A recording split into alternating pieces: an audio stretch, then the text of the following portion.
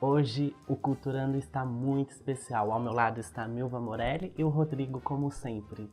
Milva Morelli é professora e contadora de histórias. Milva, muito obrigado pela participação. Eu que agradeço. Muito obrigada pelo convite. Muito bom estar aqui com vocês. Foi muito difícil, né, trazer aqui ela. Desde o início do programa a gente está tentando falar com você, porque a Milva, gente, eu tenho um carinho muito especial por você, Milva.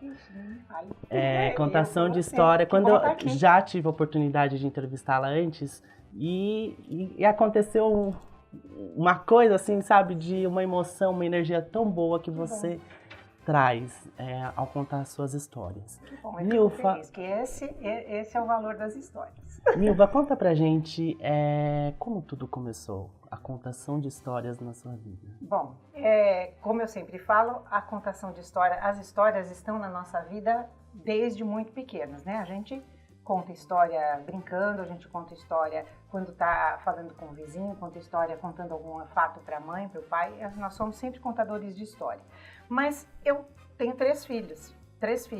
E a contação de história vem de uma lembrança, acredito, da minha mãe contando história para os meus sobrinhos, e eu então passo a contar história para os meus filhos. Como professora, os livros fazem parte da nossa vida.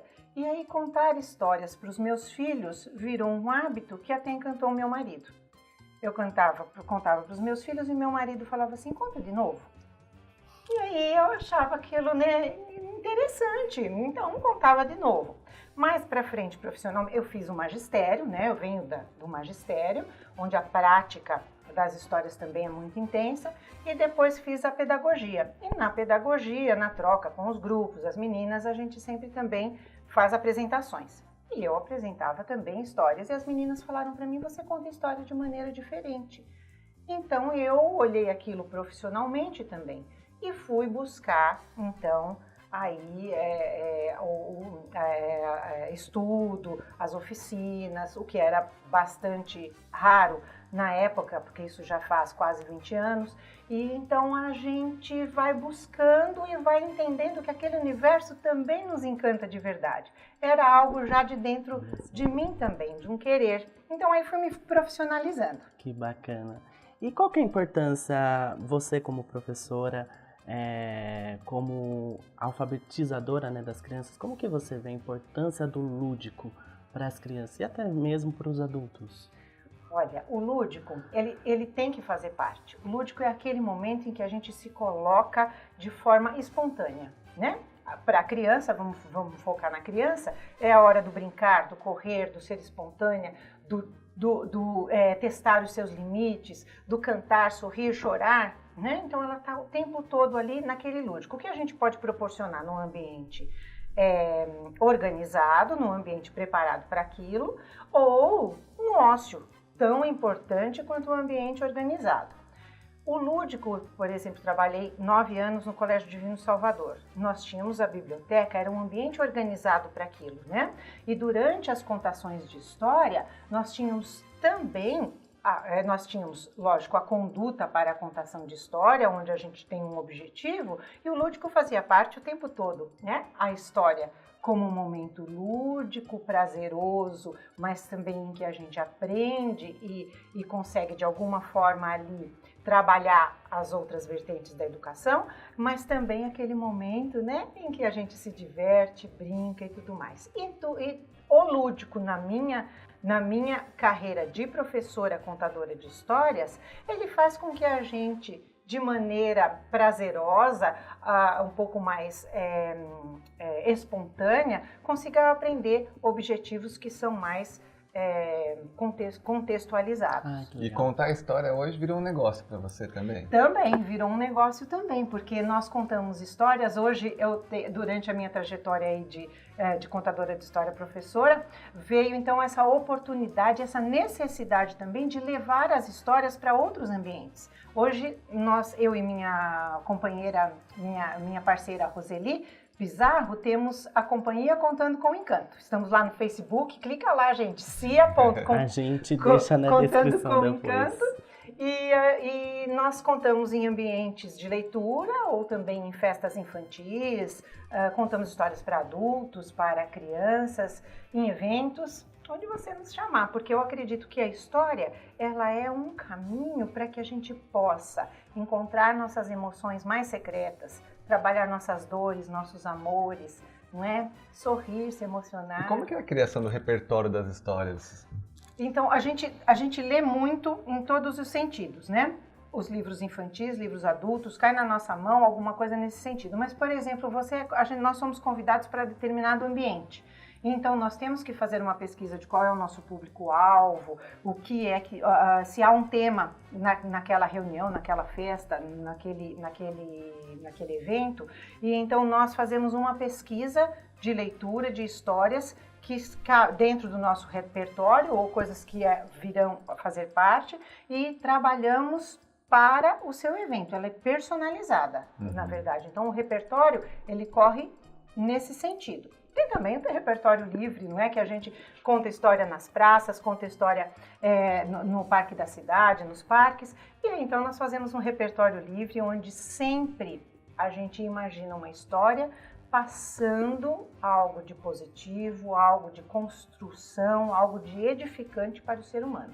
Essa é a nossa base. Bacana. Você fala de história e eu me lembro, semana passada o meu irmão esteve em casa, ele mora em Franca hoje. E ele falou, da onde veio essa vontade de ler, essa paixão pela leitura? E eu falei, gente, qual que foi a minha base, né? Aí eu tava lembrando, porque foi minha mãe. Quando eu era pequena, ela trazia muitos... Ela não gosta de ler, mas ela incentivava a gente a ler os livros infantis. Eu falei, eu acho que foi aí que tudo começou. Então, essa contação vem mesmo de uma ancestralidade também, ou de algo, talvez você nem tenha tido um incentivo para a leitura, mas aquela possibilidade te chama tanto a atenção. E aí eu falo da importância das escolas, da importância dos professores em sala de aula também incentivarem, de termos um cantinho na sala de aula com os livros, um tempo para essa leitura, um livro disponível para um momento ou um espaço de leitura dentro das escolas, que eu acho fundamental. É uma delícia você ter não só o tempo de leitura livre, mas você ter também um momento de leitura programado, né? É tão gostoso você poder estar e conversar a respeito das histórias, ler, trocar livros, informações, não só pela história em si, mas pelo que ela representa dentro do seu universo emocional. É nesse momento também que você se coloca, que você coloca uma dor, que você coloca uma emoção, que você fala sobre uma personagem como se fosse você, como você se coloca num ambiente com um desejo de estar lá. E a gente está. Emocionalmente a gente está. E é muito gostoso. Fora também, vamos dizer, o conteúdo que traz, pedagogicamente falando, né? Você fala melhor, você escreve melhor, você descobre novas palavras, você tem um repertório mais rico, te traz possibilidades de crítica diante de uma sociedade, conhece outros lugares, é uma viagem. E pela sua paixão ao falar, você transformou realmente um hobby, na verdade, em algo lucrativo, né? Sem dúvida. Lucrativo, vamos colocar uma aspas. Isso ainda é difícil no nosso país, a gente olhar de forma para a cultura com esse olhar, né? A gente, infelizmente, ainda não é uma arte que você fala assim, não, ela é prioridade, ela é importante, eu vejo com este olhar, eu vou comprar um livro para o meu filho, eu vou dar um livro de presente para o meu amiguinho, eu tenho o livro como algo importante a ser manuseado, criticado e de informação e de prazer. Então nós não temos ainda, né, essa cultura. A gente está caminhando. A natureza não dá saltos. A gente vem praticando e plantando a semente. Mas é uma demora ainda, né? É uma demora ainda, mas nós temos que ser otimistas. Sim. Porque o otimista é aquele que trabalha com a sua realidade para transformá-la de maneira positiva, sim, né?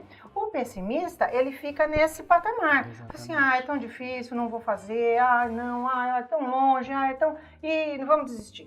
Né? Já vai partindo para uma coisa mais simples e mais fácil, que infelizmente é o que a gente tem visto aí no nosso dia a dia, né? É mais fácil. Eu acho importante você colocar isso, né? Porque até estamos um ano de eleição e é importante você, como pai, olhar para a educação.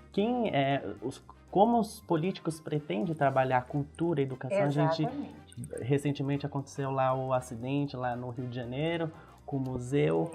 E tudo leva a crer que é uma negligência aí, né? Sem dúvida. Eu acho que há uma negligência, sim, com essa área cultural e educacional do nosso país. Infelizmente, não é prioridade, porque educação e cultura geram pessoas críticas, geram pessoas transformadoras do seu espaço, do seu ambiente.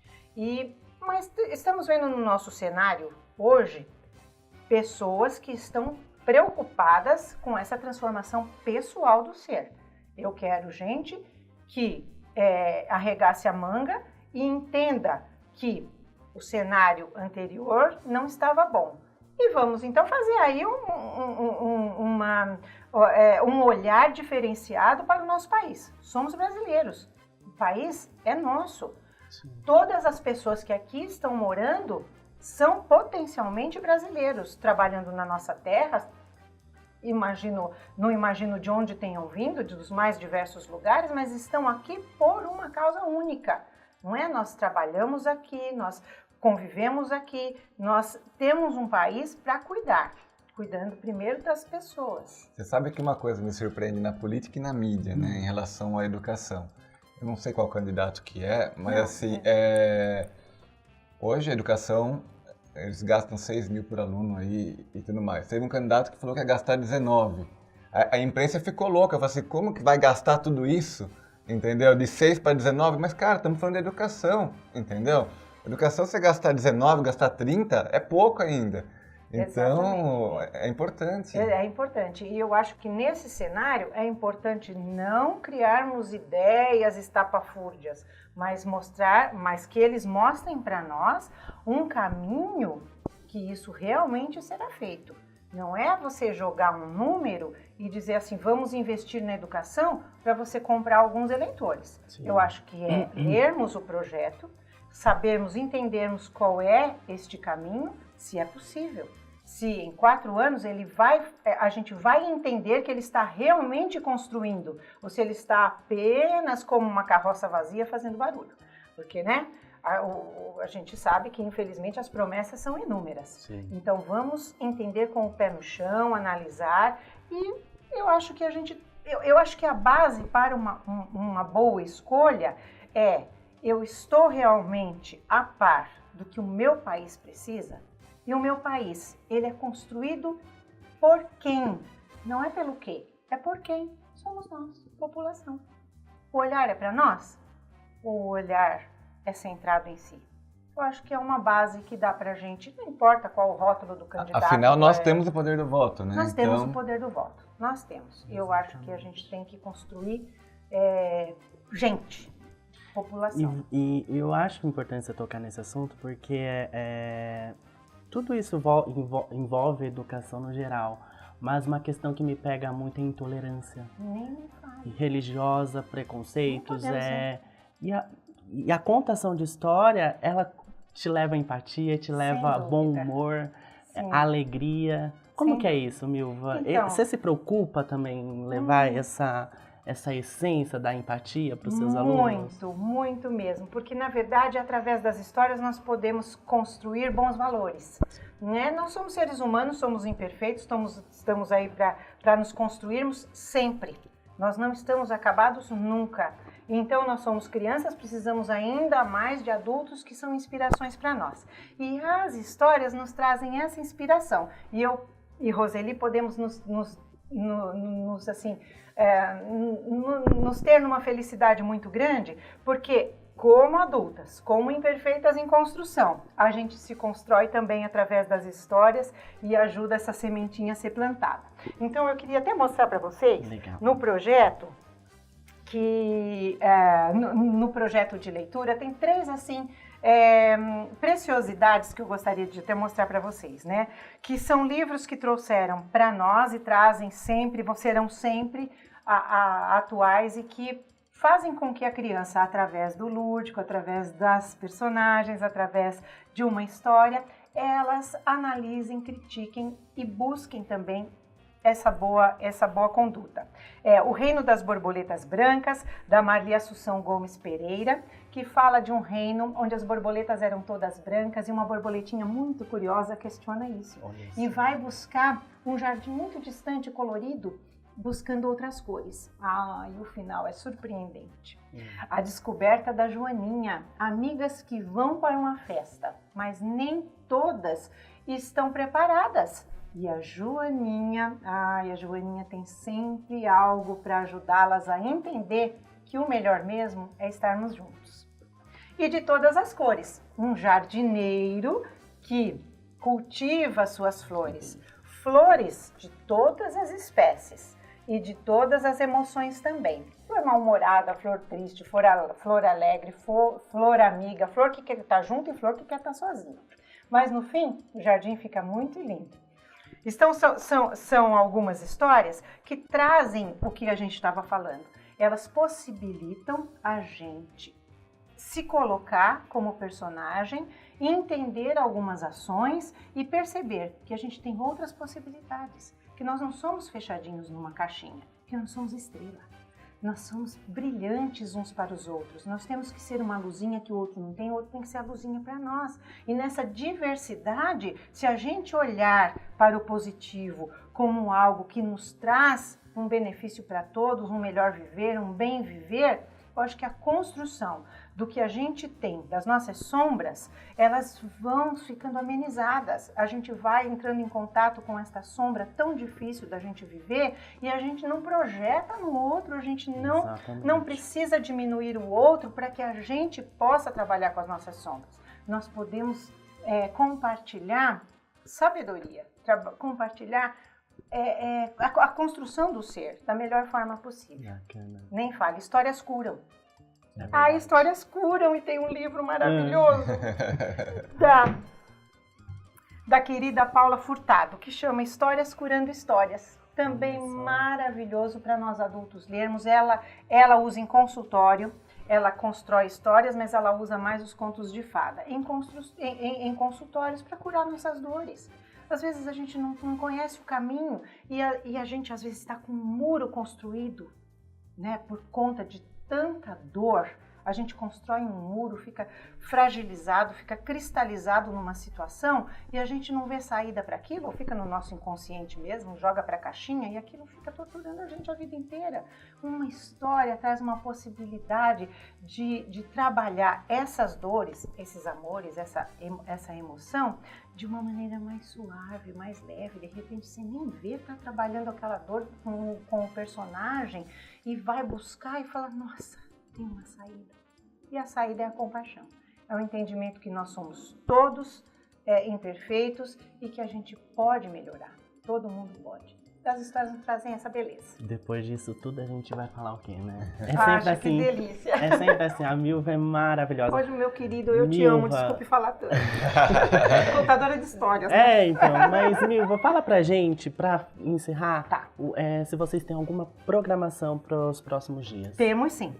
A Companhia Contando com Encanto, Milva e Roseli, estaremos no CIESP, Sindicato dos Estabelecimentos das Escolas de São Paulo. É lá em São Paulo, na Santo Amaro. Nós estaremos dia 24 de setembro oferecendo uma oficina de contação de histórias, recursos facilitadores, para você tornar a sua contação de história em sala de aula, no ambiente que você quiser, de maneira mais prazerosa, pulos do gato, acessórios para que possam te ajudar a contar essa história e trazer as crianças para esse mundo maravilhoso da imaginação. Bacana.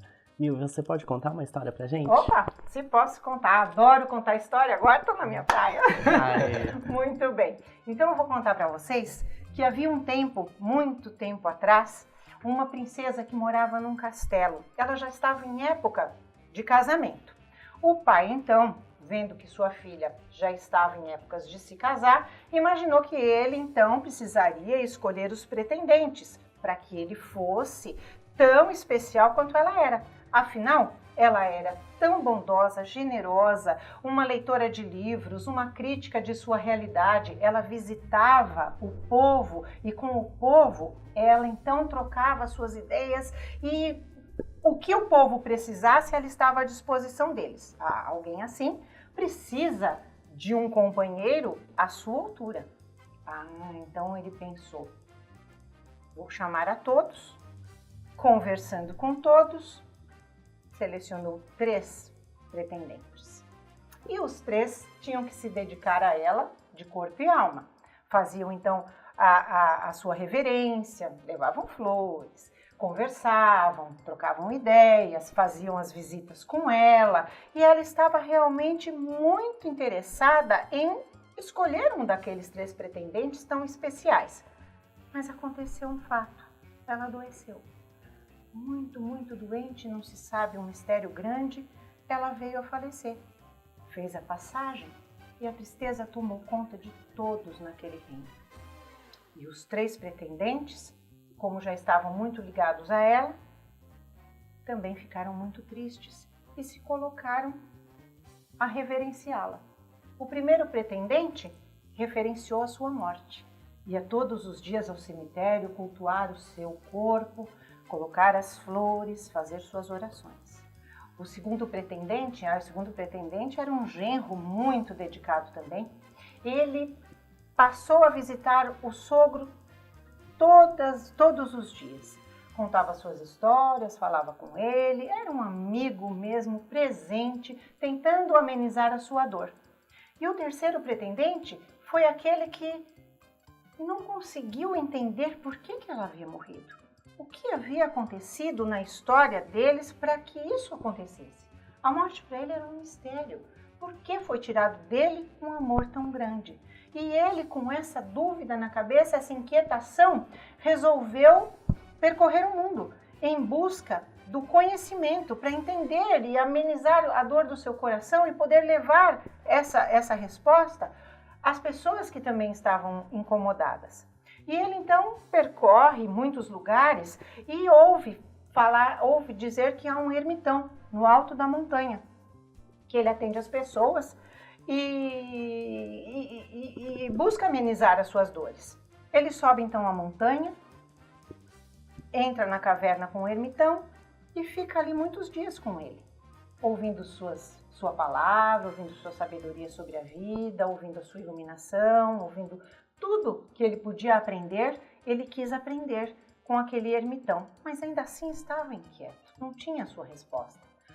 Numa manhã, entra uma mulher trazendo o seu filho pequeno no colo, muito doente, à beira da morte, e o ermitão pega este menino e magicamente ergue um fogo que transmuta, e coloca este menino no fogo. O rapaz fala assim, mas o que é isso? Eu não vou ficar aqui para ver essa atrocidade. Até o momento estava ouvindo coisas tão sábias do senhor e agora o senhor pega uma criança e a queima no fogo? Ele fala, espere, acalme o seu coração, aquiete a sua mente, ajuste a sua visão e veja o que vai acontecer. Aquele fogo que transmuta traz o menino de volta. Ele caminha por aquele fogo sem ao menos se queimar. Sai curado. E o rapaz fica encantado. Escuta, um fogo que transmuta, um fogo que cura, um fogo que traz a vida. Alguém, eu preciso disso. É isso que eu estava buscando. É isso que eu precisava. Então, ele traz para a sua cidade, para o seu povoado, o fogo que transmuta. Vai diretamente avisar o rei. Vão ao cemitério, levam o fogo que transmuta à sua amada e ela revive. Ela volta e olha para o seu rei, que muito grato abraça aquele pretendente, abraça aquele buscador, mas agora se vê numa enrascada, não é? São 3 os pretendentes, estavam todos lá, tão dedicados, sem questionamento. Cada um dedicou-se ao que mais sabia fazer. Então ele fala, eu não posso fazer essa escolha. Agora, minha princesa, que você está aqui conosco, você deverá escolher o seu pretendente. Então ela olha para os 3. E ao primeiro ela diz, você que foi maravilhoso amante, não me abandonou, nem na morte. Você cultuou a minha morte. Lhe sou muito grata. Ao segundo, ela disse: que genro maravilhoso. Você foi o genro que todos gostariam de ter. Você cuidou da dor de meu pai, você foi ombro, você foi abraço. A você, a minha eterna gratidão. Mas o meu pretendente escolhido é o terceiro. Aquele que não se conformou com algo que parecia ser o ponto final. Não se conformou com uma realidade que deixou a todos tão tristes e inquietos. Não se conformou. Ele foi um buscador. Ele buscou a resposta através da sabedoria, da inteligência, do fogo, sim, que transmuta, daquela dor que faz a gente repensar para uma vida melhor. E ele me trouxe de volta, transformando a realidade de todos. É com ele que eu vou me casar. Que nós sejamos, sim, um pouco de cada um dos 3 pretendentes, mas não deixemos de transformar uma realidade que deve, sim, ser boa para todos, sem distinção. Muito obrigada. Nós que agradecemos, Nilva. Estou até sem palavras para encerrar. Vou encerrar. Então, você está assistindo Culturando. Tivemos aqui nossa contadora de história, né? Obrigado por ter vindo. Muito obrigada, viu? Obrigada. Não deixe de se inscrever, deixar seus comentários aqui e compartilhe o vídeo. Vamos deixar aqui na descrição mais informações sobre como contratá-la para levar para o seu evento, para sua festa. E até a próxima semana. Até. Obrigado, obrigada. Nilva. Tchau, tchau. Obrigada, viu, meus queridos? Muita história para vocês. Obrigado. Você está assistindo Novo Dia TV.